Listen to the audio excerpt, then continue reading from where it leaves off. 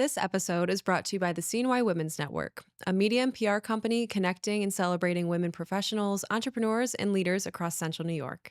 From networking experiences and wellness pop-ups to our annual CNY Women's Summit, which is the largest event for women leaders in this region, we're building a community where women feel seen, supported, and inspired to grow.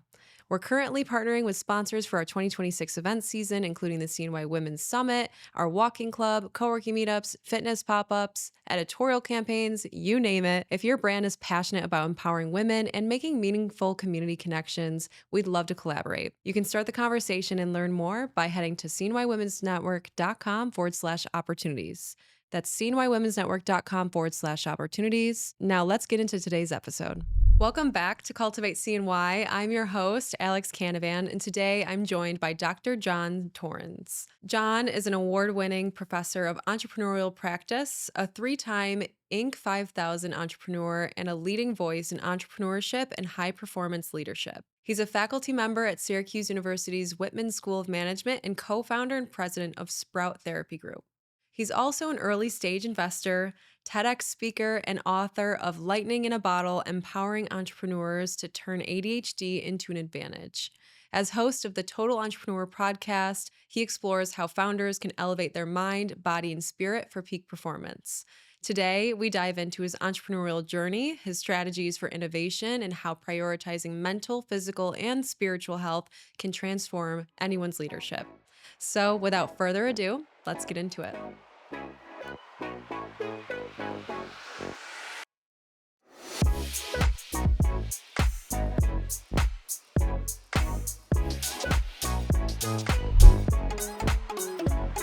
John Torrens, welcome to Cultivate CNY. Thank you. It's a pleasure to have you here. You have had quite the entrepreneurial journey. Let's talk about ADHD being an entrepreneur's superpower first. I think this is going to resonate with a lot of people that are listening right now. Yeah. Even if someone doesn't consider themselves an entrepreneur, just the ADHD of it all. I think so many of us might be living undiagnosed, but I fully believe that ADHD can certainly be a superpower. Mm-hmm. So you talked about this in your TEDx talk. Why did you choose to talk about this topic specifically? Well, because it's very personal to me, right? In my 40s, I got diagnosed with ADHD. Didn't realize I had it. Maybe was suspecting it, but all my employees were pretty sure that I did. So That's humbling. Yeah, no, we were growing really fast, and I was comfortable in chaos. But my employees weren't so much, and I was creating more chaos than they could handle. So that's what prompted me to go through a diagnostic process. But I went through it because I realized that even though my company was growing really fast, I was just creating an awful lot of trouble or chaos or stress on the team around me just because of the way I processed information and handled the world. So that's what got me to seek a diagnosis in the first place. Yeah. And what were the things that you were doing that you realized were creating more chaos for your employees? Yeah. So when you look at ADHD, and this goes for hyperactive impulsive ADHD, the inattentive type doesn't really track that well with entrepreneurial outcomes.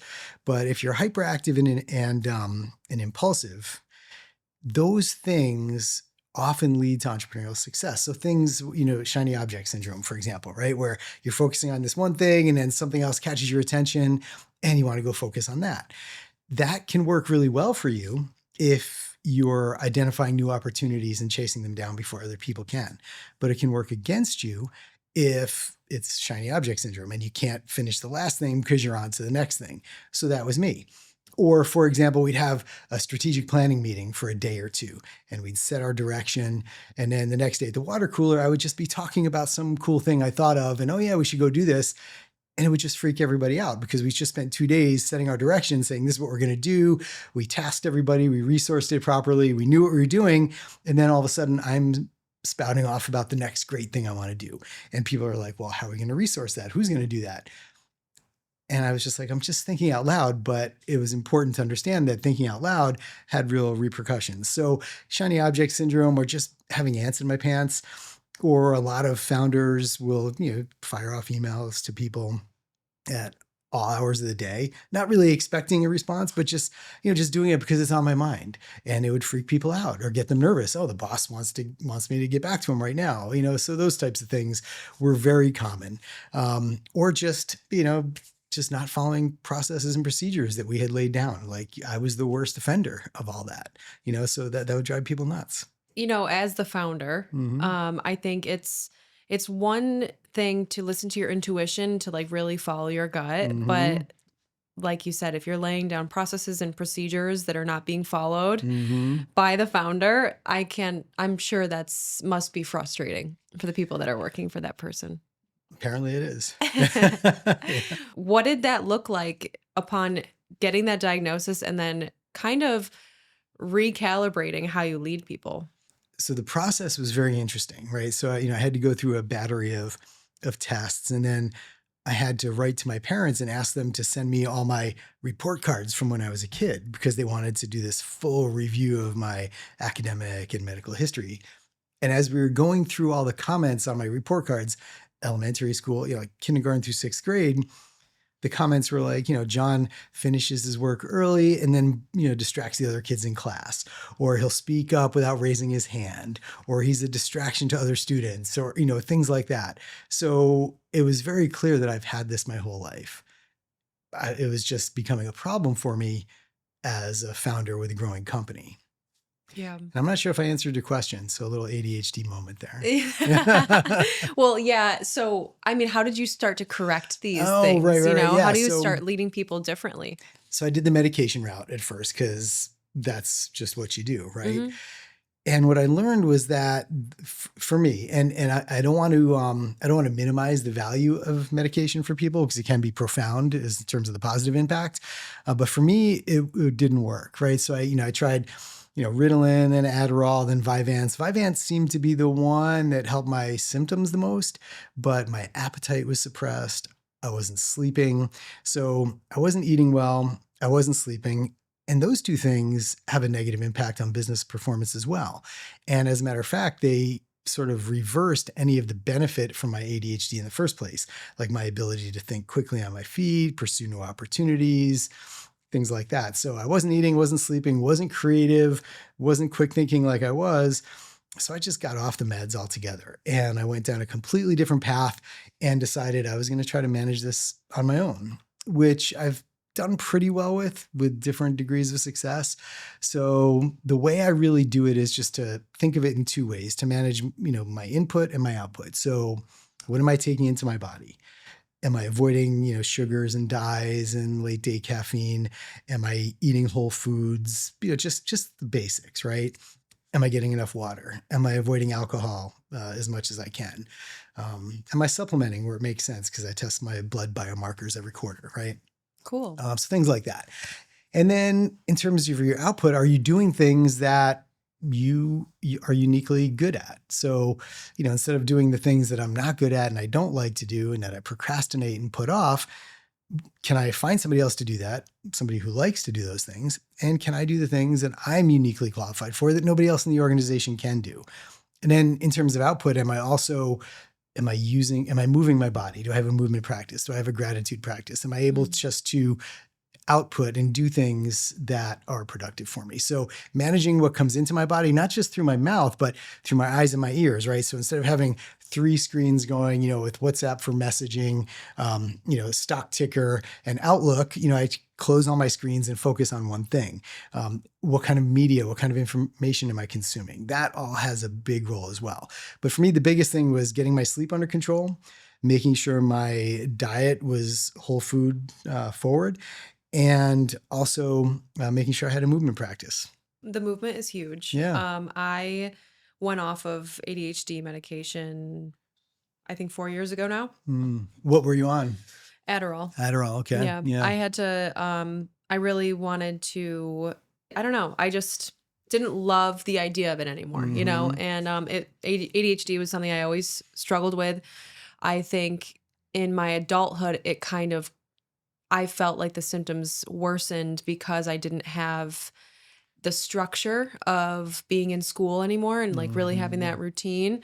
And I also wasn't as active as I was growing up anymore. In my earlier 20s, I I didn't have a workout routine. I Right. was just surviving, and just working. But I was a business owner and a bartender, right? So then all of a sudden, my ADHD symptoms really, really flared up, and I couldn't keep track of anything. I would always lose everything, and I didn't realize it was a problem until it started affecting the relationships in my life. I noticed a lot of frustration coming from the people that were close to me because I just didn't have my act together. And being someone that was always very ambitious and goal driven, that was very confusing for me to like not have it together because I grew up really feeling quite in control of a lot of things.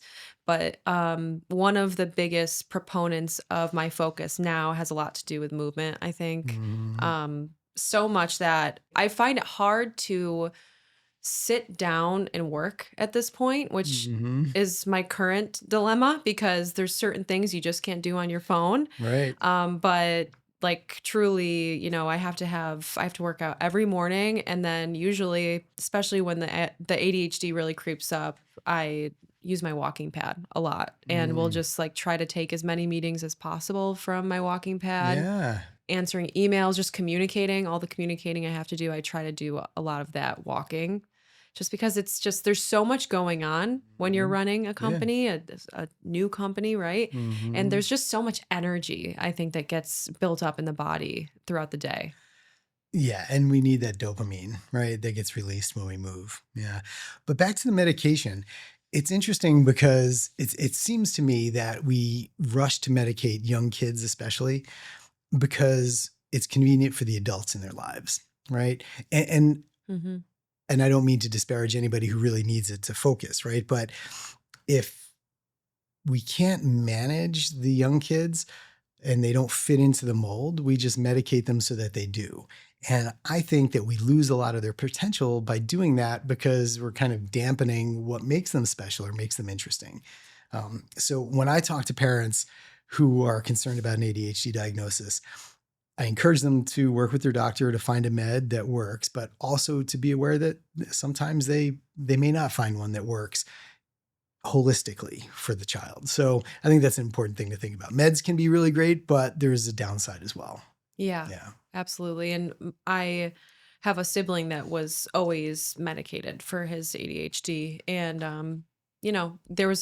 always felt like there was some new medication that he was getting on because the other one wasn't working or it Mhm. was making him look like a zombie, Right. Yeah. And especially what's the point of that? Vyvanse. The Vyvanse is intense. Yeah. But he's not medicated now and he's doing very, very well for That's himself. great. Yeah. So I'm really proud of him. And Cool. but ADHD, like you've mentioned, can be such a superpower. Why do you Yeah. think ADHD can be a superpower for entrepreneurs?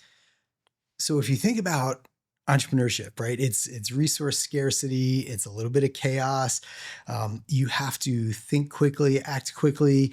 You have to do things when you're not sure, right? So in an entrepreneurial environment, it's really helpful if you act and you assess the results of the action and pivot and act again, right?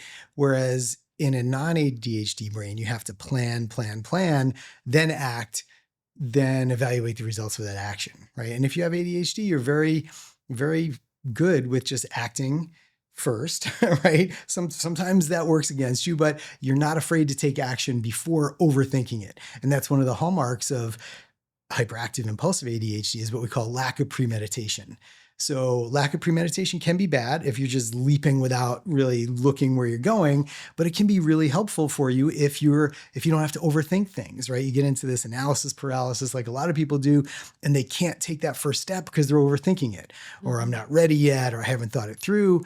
But people like us, we're like, yeah, we're fine. Let's do it. And then we evaluate the results of that action and then reformulate a plan after that. So it works really well for people like us.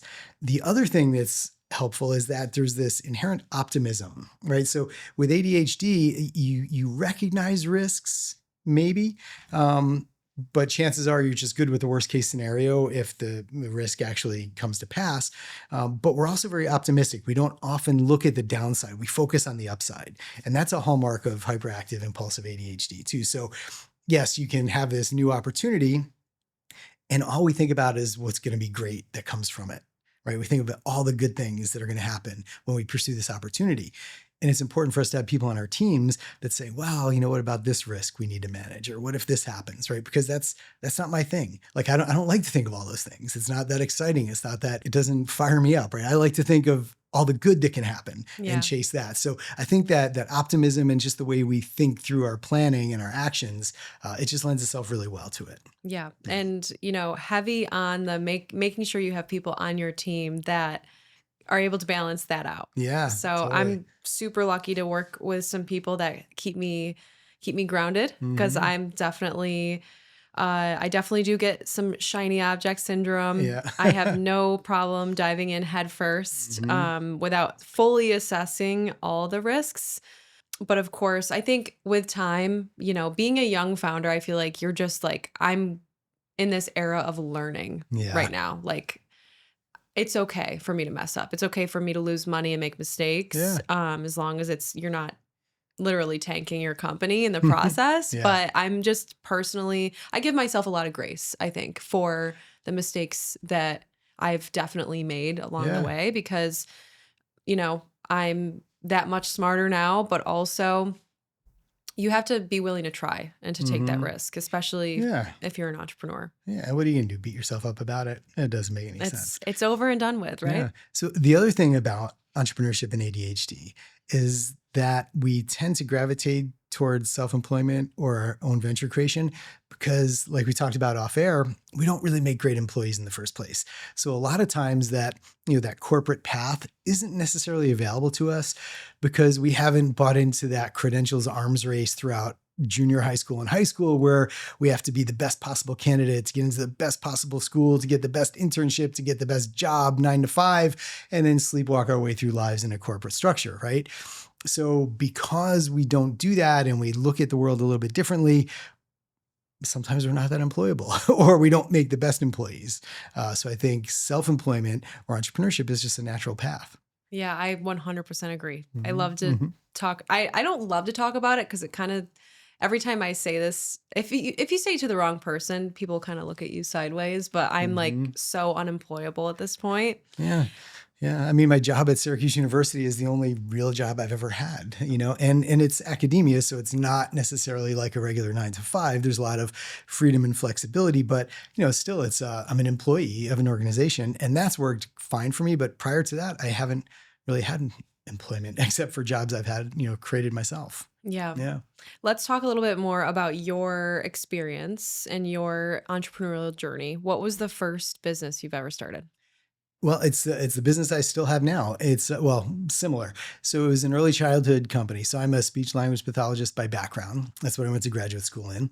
And after I graduated, I had a job with the state of New York for maybe 6 months that I absolutely hated. I just didn't work well in that kind of structure. And I left and I just hung a shingle and started taking private clients. And I did that for a few years until I learned that my income was going to be limited to the number of hours in my day, which didn't seem all that exciting. So I figured out how to hire somebody and then hire another person. And it went from just me in my bedroom, a few years later, to a couple hundred people and a few offices and that sort of thing. So we did speech therapy, physical therapy, occupational therapy, special ed, counseling, social work for young kids with disabilities. So birth to 5 was our sweet spot. And we just did therapy for young kids. And that's what I did since 1995. Been in and out of the business a few times, but I'm back in now since 2000. And basically doing the same thing. Yeah. Yeah. And so, I mean, it's one thing to go into business and to work for yourself, but then you scaled it to hundreds of employees. What did that in between look like as a solopreneur to now I'm running this huge organization? Yeah. So hindsight, it was pretty smooth, right? It was great. It was perfect. Yeah, but no, no mistakes were made. No, it was very chaotic, right? I mean, yes. I mean, it was like daily mistakes. I think the way I would describe it was managed chaos, maybe. But yeah, no, there was just a lot going on. We were always hiring people. We were taking new contracts. We were opening new offices. And I wasn't really trained. I didn't have, at that point, didn't have a business education. I didn't go back to get my PhD in business until a few years into running my company, because I realized that I just didn't know what I was doing. I didn't know anything about accounting, didn't know anything about law, didn't know anything about marketing, because I was trained as a clinician, right? So yeah, there was a lot of mistakes, a lot of chaos, but it was also quite a bit of fun, right? I think along the way, even though I was, fumbling my way through the business part, I always did it with a sense of purpose, or just, genuine positive intent that people recognized. They knew I wanted to do the right thing and do it the right way, even though I sometimes didn't know what I was doing or how I was doing it. So I think they gave me a pass and they worked with me on it. And I think I just made a point to create the type of environment or organization that people wanted to be.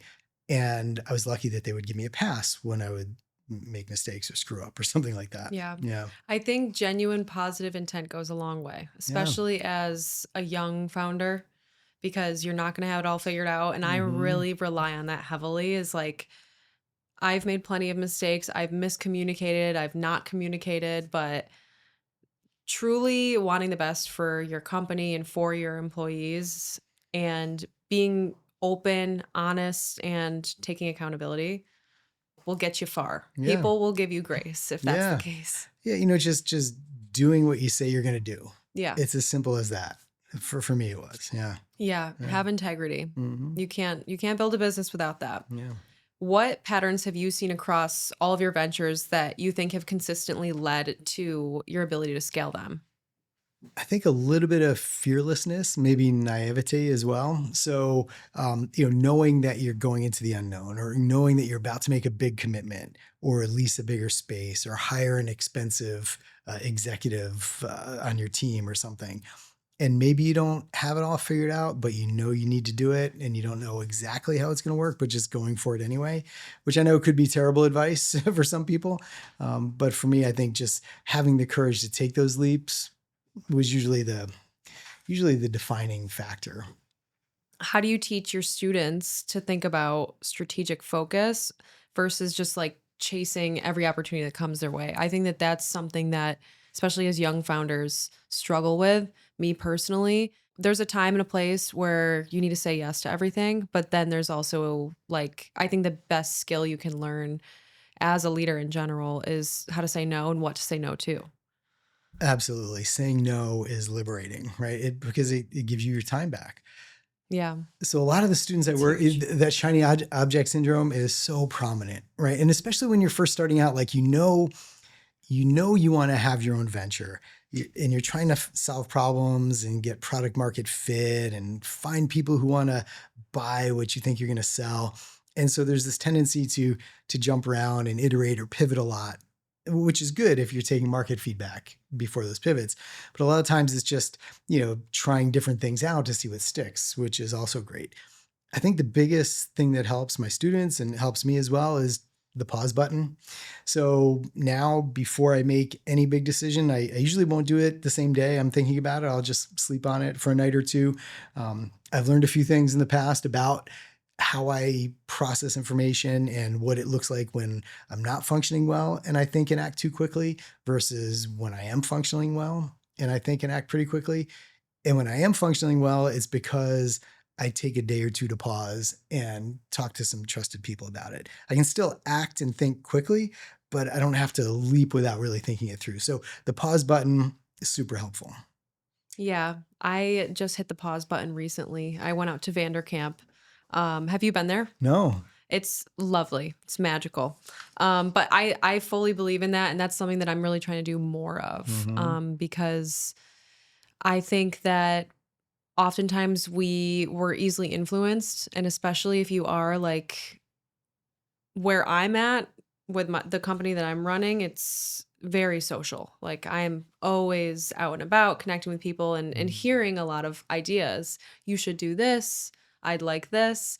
But creating the time and space for you to like really come back to like what is your goal, what is your vision for your company Hmm. is huge. It's easy to get knocked off track, especially as you're like growing and there are so many opportunities. Yeah. It's you get pulled in all these different directions. Right. Because every opportunity you pursue naturally takes another opportunity off the table, right? Because there's only so much of you to go around, only so many resources to go around. So that's what I've learned too, is to think, that the opportunity that's right in front of you may not be the biggest, best one. And sometimes it's better just to wait for the right one. Right. Yeah. And I think as you get older and you mature and you have more experience, you learn to trust your gut a little bit more. There's such a drive towards making data-driven decisions. And we forget that our intuition is a data point. It's actual data. We just often dismiss it as not hard facts or hard data. But, we know a lot of times what's right and what's wrong. Sometimes we just need external data to prove it. Yeah. And I think ADHD entrepreneurs in general are pretty good at trusting their gut, because usually that's their first, that's the thing that sways their decision making, right? Yeah. So you are not only an entrepreneur, you're a professor, but you're also a podcast host too. I am. I don't ever get to interview other people that do podcasts. So this is fun. Tell me, what inspired you to start a podcast? Through my teaching and working with young entrepreneurs at the university, I noticed this weird phenomenon where, we've taught founders, like it or not, that they have to literally kill themselves for their business, right? They get into this weird hero worship of the founder that, pulled all-nighters for a whole week just to meet a deadline, or, you sleep when you're dead, and all those crazy things that they hear, not necessarily from us, but, from the people they watch on YouTube or the influencers, right? There's all this hustle and grind culture. And I noticed in our students that it really wasn't working for them. It was just showing up as some pretty dysfunctional symptoms. And as a matter of fact, when we survey our students, we realize they're feeling less happy, more anxious, and more disconnected than they ever have been. And all these things kind of came together for me. And I thought, it'd be fun to have some conversations with people who can talk about helping young students be healthy, thriving humans first, which will enable a healthy, thriving company after that. So it's called the Total Entrepreneur Mind, Body, Spirit. And each week I have either an entrepreneur or a subject matter expert on mental, physical, or spiritual health, and just talking through that on how to prioritize these things in order to realize the real ROI of prioritizing your mental, physical, and spiritual health. So that way you can be a better entrepreneur and grow a better business and a healthier business. Because why spend a lifetime trying to create wealth if you're not going to be able to enjoy it when you're older, because you're dealing with chronic disease that you could have prevented 20 years ago, or you don't have any friends anymore, or you don't connect with your family? What's the point, right? What is the point of killing yourself to create wealth if you can't enjoy it when you want to? So that was the point of the podcast. And the conversations have been really fun. I've enjoyed them. Yeah. And I'm super, super passionate about wellness, and just like living a well-rounded life, because it's an absolute gift and a blessing to be able to pursue a career and build a business that feels truly aligned with my purpose. But I also know that I'm not going to put all my eggs in one basket, because you can't take this with you, right? Right. So it really is about, how you feel every day, how you feel in your body, how you feel spiritually, how you feel in your relationships in your life. And that's, a huge reason why for CNY Women's Network, we don't just host business networking events. We also have a walking club. We also host fitness pop-ups at boutique studios around the region. And, we have events that we've hosted that are purely social, like just our Galentine's Day party. That's all about just friendship, right? Yeah. Because those are all the areas of life that do matter. And I think we're just, the society that we live in really puts so much pressure on us to make as much money as possible. And obviously the cost of living doesn't help with that. There is pressure, right? Yeah, of course. But it's important to weave practices and rituals into your everyday life that will contribute to your long-term success, which I think has a lot to do with health and wellness. Yeah, and your short-term success too, right? Because if you can get to a place mentally where you are grateful for what you have and not stressed about the things you don't have, right? It's okay to want more and be eager for more, but as long as you're happy with where you are, then in my experience, you're going to get to where you want to be faster, right? Because you're emitting that that gratitude vibration, Yeah. if you will, right? And it's magnetic. It is. I mean, our heart has a magnetic field that extends 3 meters from our body. So right now, our heart fields are connected, right? So the feeling I walked in here with is affecting your heart field, and the feeling you walked in here with is affecting my heart field.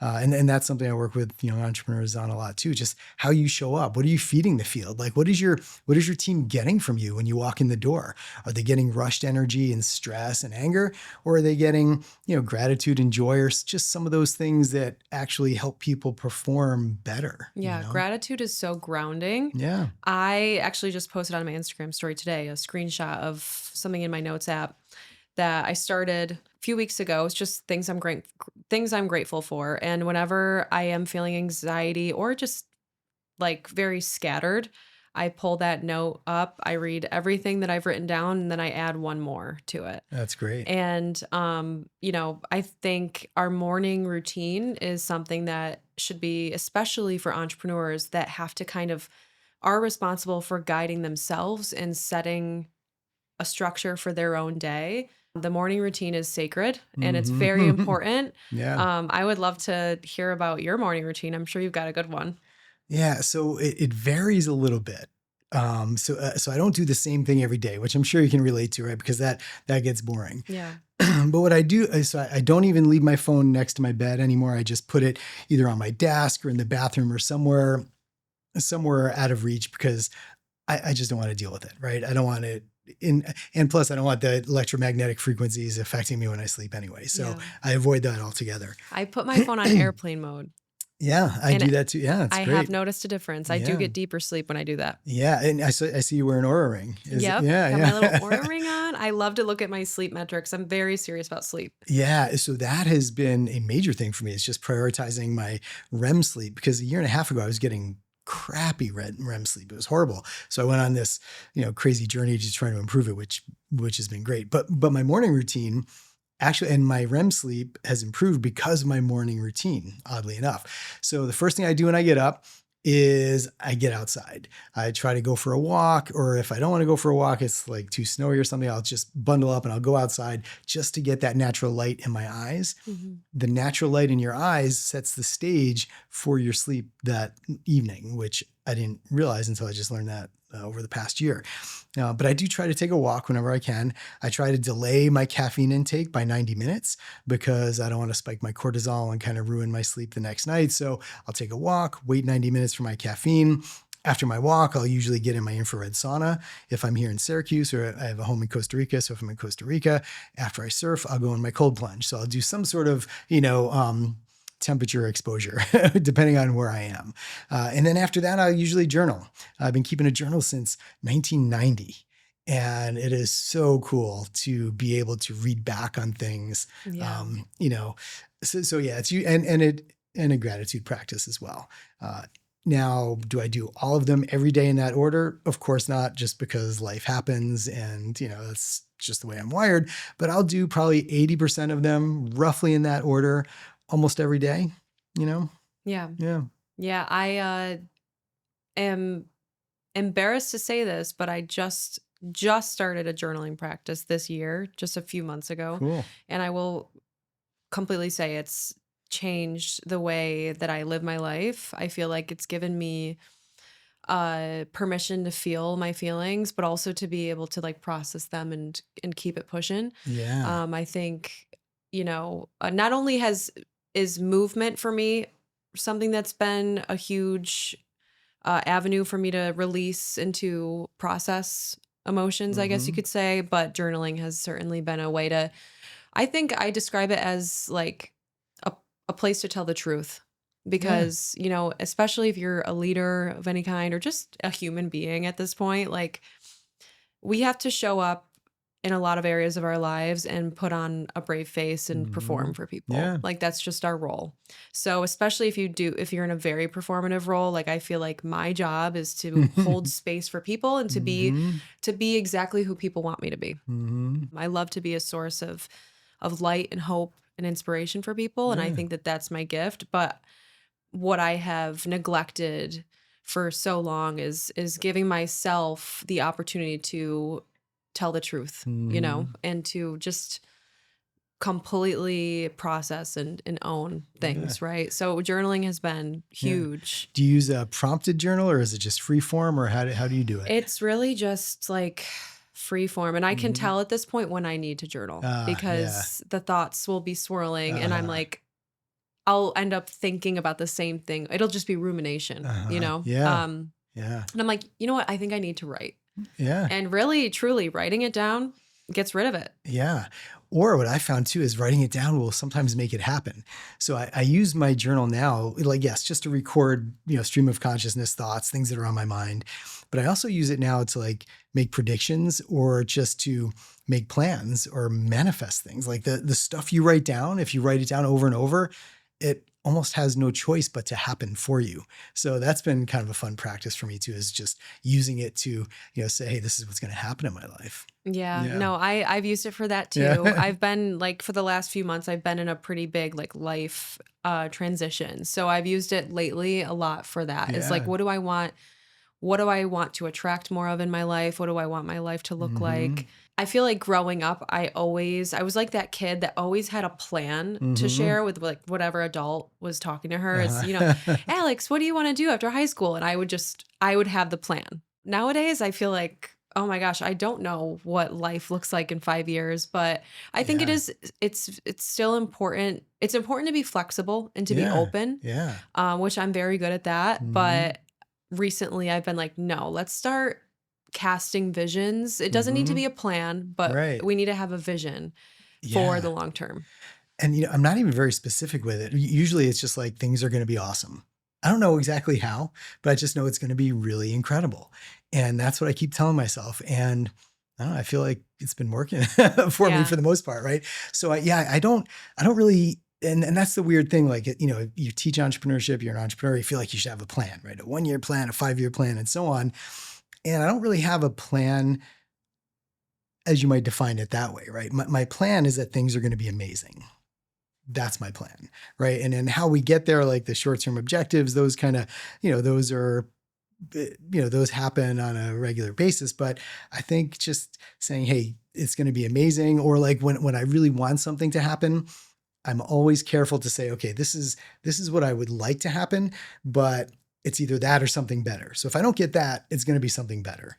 And so I'm not that prescriptive with it. I very rarely say I want this exact thing to happen, because I know that may happen, but if it doesn't happen, it's only because something better is going to happen. And that's sort of the way I look at it. That's the best way to look at it. You're going to find what you're looking for always. Yeah. So perspective is everything. And if you say, I'm going to have a fantastic life and a successful business, stick to your guns and it'll happen. I fully believe in that. And guess what? You could have the exact same business with two different people, right? One person says my life is great, my business is great. The other person says my life sucks, my business sucks. It's the exact same business, right? You have what you think you have.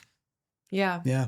Is this the HeartMath that you're talking about? Or oh yeah, HeartMath. Yeah. You're known for integrating HeartMath and coherence techniques into your work. Can you explain what these tools are and how they benefit entrepreneurs? Yeah, HeartMath. So there's an Institute for HeartMath, and there's peer-reviewed research. I mean, extensive research library. But basically, it measures your coherent heart rhythm. So you probably know when you feel chaotic or rushed, or you have depleting emotions, right? And when you have those depleting emotions, your heart rhythm is very chaotic. When you have renewing emotions, your heart rhythm is very coherent. And that's important because, like we talked about, your heart has a much bigger electromagnetic field than your brain. Your heart goes out at least 3 meters, because that's the sensitivity of the instruments we have to measure it, probably goes out further. So when you have a coherent heart rhythm, you're able to affect the field around you much better, and you're able to make better decisions, be more creative, be more joyful. Your biochemistry is better. All sorts of things are working better for you if you have a coherent heart rhythm. So the techniques to use it, or to do it, we use a heart rate variability monitor. So kind of like what your Aura gives you, except your Aura ring only gives you the average overnight. This heart rate variability, or HRV monitor, that HeartMath puts out is much more precise, and you can see in real time where you start, and through just some very basic breathing techniques, and some intention behind that breath work, you can get your heart into a much more coherent state within 3 minutes. And you can make better decisions. You can nurture better relationships. You can tap into your own intuition better because you have a coherent rhythm. And that is what can transfer information versus the noise of a chaotic heartbeat. So I don't know if that made any sense. That makes complete sense. I use breath work a lot. Yeah. I've always been a big fan of breath work. I wish more people were aware of it and its importance, but I just got into it this past year. Like I had zero interest in it. I thought it was baloney. I thought it was crazy. I'm like, it's just breathing, right? But I think the reason we don't take it seriously is because we call it breath work, right? But in reality, it's respiratory physiology. It's a real thing. And yeah, I love it now. I mean, I'm hooked. whenever I talk about breath work, I'm like, it's not like something that you just check off the to-do list or something that you have to have in your morning routine that you set aside time for. It's something that can be used during a conversation like this. It's something that can be used right before an important meeting or a performance that you have in real time. That's what it's meant for. Yeah. But just understanding how to take the temperature and understand where you're at internally and physiologically and knowing exactly what you need when you need it. That's the hard part. Yeah. And that's the part that I'm surprised to find out that so little people have that. And I don't really know why I have that. I think I always thought that I was just like hyper aware of how my body feels, and I've always just kind of lived in my body. I think there's a lot of power in that too. I think that's where creativity comes from. But I grew up dancing my whole life, so I think like just being a dancer, you just that sense. you pay attention to little things and little muscles and little ways that you use the body. I think that most people aren't totally aware of. Yeah. What was your dance display, or what kind of dance did you do? Everything. Okay. I was a competitive dancer, so Oh, wow. like you train a lot in ballet just because that's the foundation of your technique. But I did jazz and contemporary, lyrical. Basically, when I describe what type of dance I did growing up to people, I'm like, have you ever seen the show Dance Moms? That's what my childhood was like. On stage every weekend at the dance studio every night. Yeah. It was like a full-time job while I was but it was that kept me out of trouble. And that kept my ADHD at bay. For sure. Yeah. I was just too tired to spaz out during school. If you could give any piece of advice to an entrepreneur that's just starting out who wants to start to integrate wellness into their journey, where do you think they should start? With their sleep. That's the first place. If you're not sleeping well, there's all sorts of other things that aren't going to be working well for you either. So prioritizing sleep and sleep hygiene. Every time I get a young entrepreneur who comes in my office, one of the first things I ask them is, how are they sleeping? And usually they're like, what are you talking about? Like, this has nothing to do with my business or my customers or the capital I need or anything like that. But if they're not sleeping, they're definitely losing. So we just kind of go through some basic, sleep hygiene things. Actually, when I teach up at Whitman, if I teach in the evenings after the sun goes down, I have my blue light blocking glasses that come on because my eyes are so sensitive now without them. And when the sun goes down, I put those on because I don't want blue light in my eyes, as an example. I have them too. Yeah, I love them. The blue blocks? Yeah. Oh my God. Yeah. I love those. And I have a pair for daytime use if I'm looking at screens, and I have a couple pair for evening use. Oh yeah, they're great. Yeah. Whenever, even if it's like daytime and I know I have to work on a screen, but if I can tell that my nervous system is like on 100, I'll put the blue light glasses on because I've noticed a significant difference. Just like I can feel my nervous system settle when I put them on. Yeah, it's my eyes. I even wear them at night if I'm driving because headlights just kill my eyes now. Yeah. But yeah, sleep hygiene or just sleep in general is the first place, because once you start sleeping, then your body starts to work a little more normal, right? And then we get into their diet and their movement and that kind of stuff. And once we feel like we've got that ironed out, we get into like their relationships. Do they have sources of joy in their life? And then once we can get all that out on the table, the business stuff is kind of the easy part. Yeah. Yeah. It's tough. It's tough to juggle it all and to live a balanced life as an entrepreneur. What do you think, other than sleep, what do you think are the most important areas of an entrepreneur's life outside of their business? Relationships, probably, right? I mean, Yeah. and we know happier people live 7 years longer than unhappy people. We know the quality and the nature of your relationships have so many impacts in your life. So, yeah, relationships personally, like, do you have anybody to talk to about the stuff you're going through? Or do you belong to a peer group of other people who are in the same stage of life, doing the same things as you? Because you need that. You absolutely need to talk to other people who get it, not other people who are just going to bring out the world's smallest violin because your problems are completely unrelatable to them, right? So a peer group, relationships, really important. And then just, the close relationships in your life. How are those working? Do you have any? Do you have somebody who you can call and just say, hey, let's go out and grab some coffee. I got to talk, or something like Yeah. that. So I think those are important. And then business relationships, like, people want to do business with people that they like. And so do you have good relations with people in your value chain, up, down, across, people who you do business with? Yeah. Having relationships with people that get it. I think that's huge for entrepreneurs. Like, I have some amazing friends in my life. I'm still very close with my best friends from high school. But, a huge reason why I started CNY Women's Network was because I didn't feel like I had friends that got it, Mm-hmm. and also not only friends that get it, but also friends that like inspire you to be more, and friends that are like setting the bar high because you rise to the expectations of your environment, right? Yeah. So, I mean, that's like the whole point of CNY Women's Network was to just create a community for ambitious, growth-minded women. Like, it's a pretty um, broad community that we have, and I know that there's so many incredible organizations that bring together entrepreneurs, Mm-hmm. executives that are much more niche. But Mm-hmm. our members just span from our women in corporate roles, climbing the corporate ladder, or women that are building their own businesses. But it's Yeah. just like a group full of really awesome, ambitious women in this Mhm. region. And, along the way, I have certainly found my people. And Yeah. there's been people that I've met through the network that have become very good friends. And I can wholeheartedly say that not only is my business better for those connections, but just my life in general, like, has completely blossomed because of those relationships. Yeah. And your business is part of your life, right? Yeah. So because your life is benefiting from these relationships and the quality of the relationships, yes, everything gets better, including your business. So that's amazing. Yeah. And Yeah.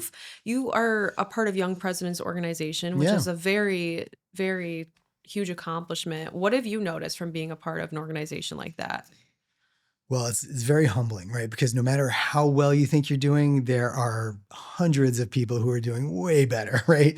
But the cool thing about it is that, once you're in, it's based on peerdom, right? So, the person running the $1 billion public company and the person running the small $30 million private company are sitting at the same table talking about their problems, right? Or the things they want to do.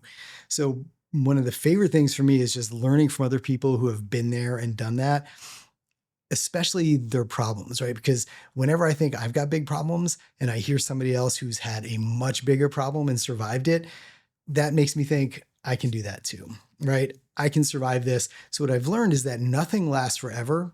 The good stuff or the bad stuff, right? So when you're riding high, it's really important to just appreciate it and be like, this is amazing. I am loving this moment. But know that when you kind of fall down, you still have to be able to love that moment and say, like, yeah, things aren't working out as well as I wanted to. What can I do to turn that around? This too will not last forever, Hmm. right? So I've really appreciated that. And, it's just the wisdom I get from the people in my chapter and my local forum. Um, just profound impact on my life, just as a husband, as a father, as a business person, just a great impact. Yeah. And if there's maybe a young entrepreneur listening to this right now that is feeling really alone and doesn't really know how to go out there and get their needs met, in terms of community, Mhm. what would your advice be to them? maybe just stop in at the Chamber of Commerce and see if there's like a small business development center that can connect them with peers or something. Or if you're a college student, go to a university incubator or hatchery or something, or go to networking meetings like, the Women's Network or something. Just get out there and find your people. That's going to be the most important thing. Yeah, you have to put in the work. Yeah. It's not just going to happen to you, right? No, people aren't going to knock on your door and, just offer to hang out and, and give like, you advice, right? Hi, I heard you started a business. Can we be friends? Yeah. Like that would be lovely. But Yeah. no, you have to put yourself out there. Yeah, absolutely. Put in the work. Don't be afraid to ask the person who inspires you to get coffee. I know that like this is such a controversial topic, is like, don't just ask someone for coffee and take up their time. You need to provide value. But truly, like there's so many amazing leaders that I've come into contact with that are just happy to help a young person finding their way. Yeah.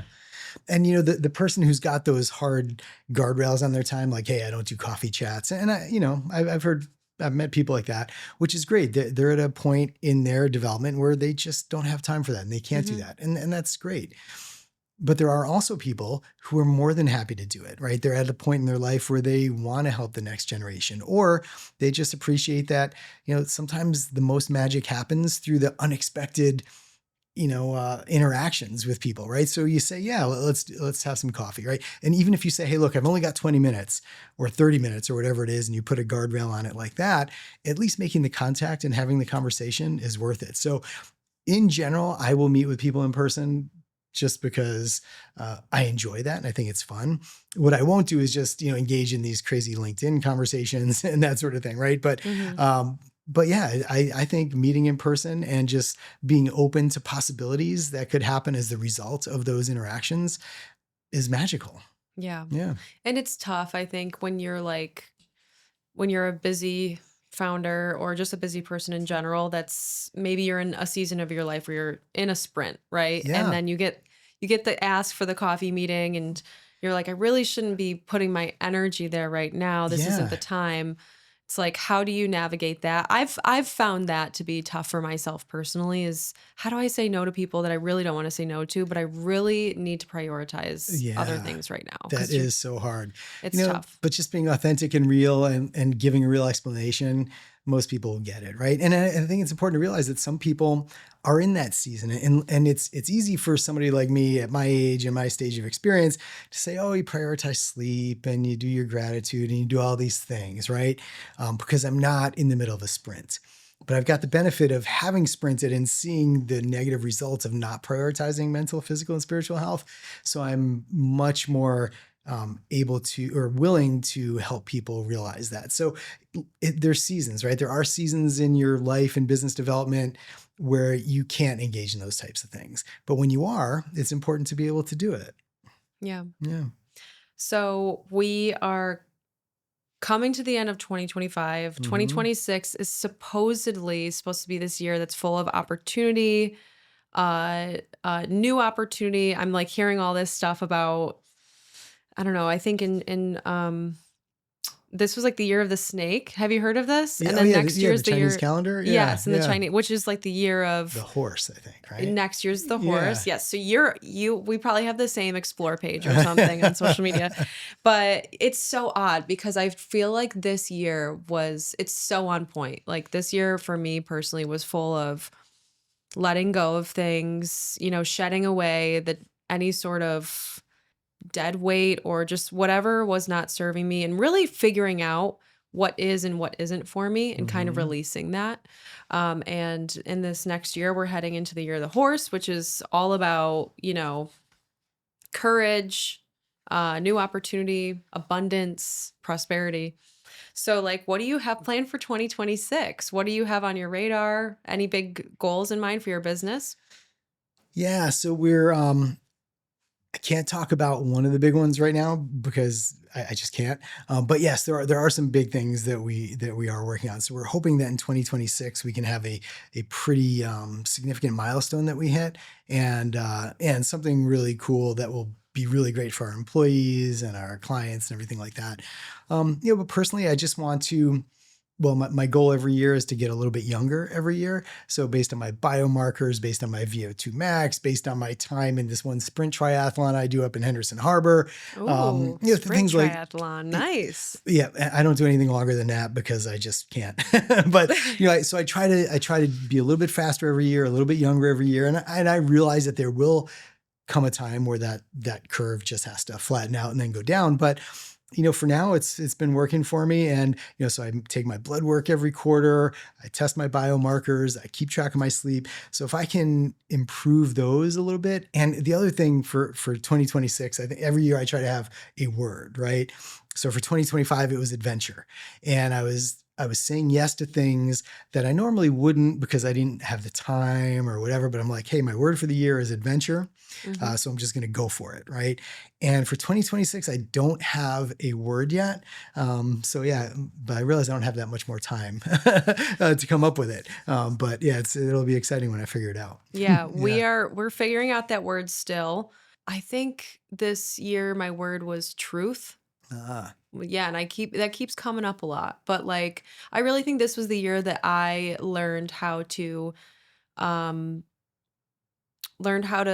speak up for what I wanted and, be my own advocate. Yeah. Because no one's coming to save you. No. And you can't expect to just have everything you want without being willing to make the sacrifices for those things. Yeah. Right. So we'll figure out, I still have to figure out my word for 2026. Yeah. Well, let me know when you find it. Maybe it'll inspire me. I will let you know. And, we still have to conduct the 2025 audit, which is like the first time I'm going to be doing this. But I really want to head into this new year with like a vision, because like you said, you write it down and it happens. And we don't need a strict plan, but we do need a vision because you can't prime yourself every single day and you can't conduct yourself in your everyday life without knowing where you're headed. Right. Okay, so let's close out this episode with some rapid fire questions. Let's do it. What's a book, a podcast, or a resource you think every entrepreneur should read?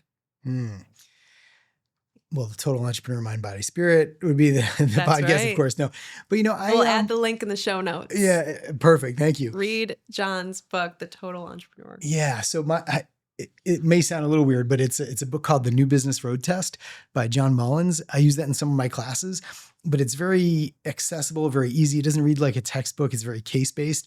But for anybody thinking of starting a company, that is such a great book just to work you through all the possible downsides and what it does is it helps you identify fatal flaws in your concept and fix them before you try to go to market. So I would recommend that book. That's a good suggestion. Yeah. Are there any business podcasts that you really like? I listen to so many different podcasts, but I don't listen to business podcasts. I listen to kind of woo-woo type of podcasts. More wellnessy stuff? Yeah, wellness or spiritual or something like that. I love Huberman Lab. I'm assuming because you're talking about the VO2 max and the rent and the light in the eyes. I was like, oh, he listens to Andrew Huberman for sure. Yeah, I love David Sinclair. I like The Drive by Peter Attia. I like Next Level Soul by Alex Ferrari. I don't know if you've ever listened to that one. I haven't listened to that one. Yeah, that one's pretty cool. I like Danica Patrick's as well. So things like that. I like to maybe explore some of the weirder things that I'm interested in when I'm on my drive. Yeah. You have to. You have to have a life. And I also do like that you have other goals outside of business, right? Like your sprint triathlon. I just competed in my first High Rocks race. Wow. How'd you like it? Have you heard of those? I have. That's like such a thing right now. It's like such a it was like actually something I did totally was not planned, but I have a girlfriend that I've personally gotten more into strength training this year. That's amazing. And I've put on I think 7 pounds of muscle this year, ton of muscle. But I have a girlfriend that's always been into weightlifting and she was doing this High Rocks. And my other girlfriend was we were both going to go to Chicago and support her and just make a girls' weekend out of it. And the gym I've been going to has a lot of clients that do High Rockses. So I've been hearing about it. And I'm like, Vanessa, let's just do doubles. Let's do a High Rocks together. Cool. And it just sort of happened, but it gave me something to train for and work towards outside of my business that I didn't realize until it started happening. It brought me so much joy and pride, and made me feel so empowered to just like hit a goal that was not related to my business, which I can't tell you the last time that I had a goal outside of my business. Yeah, putting it on the calendar just gives you that accountability or something to work toward, right? Yeah, so I do that triathlon, I do the Black Fly Challenge up in the Adirondacks, and like one or two other events. Not because like I'm competitive, but that's not the reason I do it. It's because if it's not on my calendar, I won't put in the work that I need to do to get to that point on the calendar. So, Yeah. but yeah, they're great fun, and I totally hear you on that. It's cool to do it with friends too, Yeah, right? that's amazing. And we made a whole weekend out of it in Chicago. It was fabulous. Highly Cool. recommend. Awesome. What is the best piece of advice you've ever received when it came to entrepreneurship? This too will pass. So no matter how bad you think it is, it's not going to be that forever. And no matter how good you think it is, it's not going to be that forever.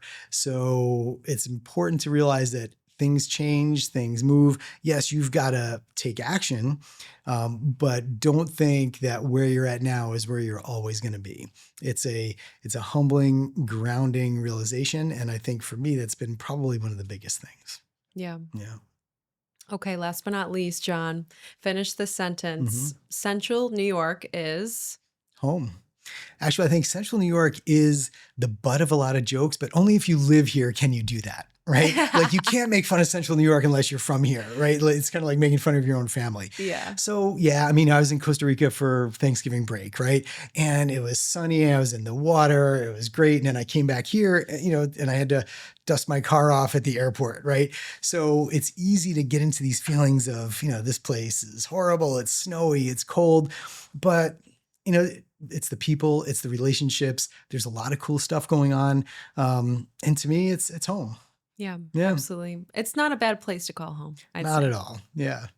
Thank you so much, John. This was an absolute pleasure. And I'm sure this won't be the last time we're chatting on a mic. All right. Thanks, Alex. This was great.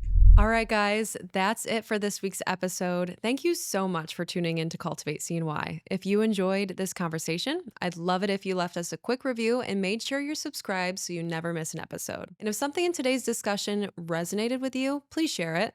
Whether it's on social media or directly with a friend, you never know how hearing this conversation might be exactly what someone needs right now. And I love to hear your feedback. I love to hear your thoughts. So please be sure to tag us on social media if you do share there. This podcast is produced by Diam Media Group, a video production company based in Syracuse, New York. If you'd like to work with Diam Media for your next big campaign or maybe a podcast you'd like to get off the ground, head to diammedia.com to learn more. Until next time, I'm Alex Canavan, and I'll see you next Monday.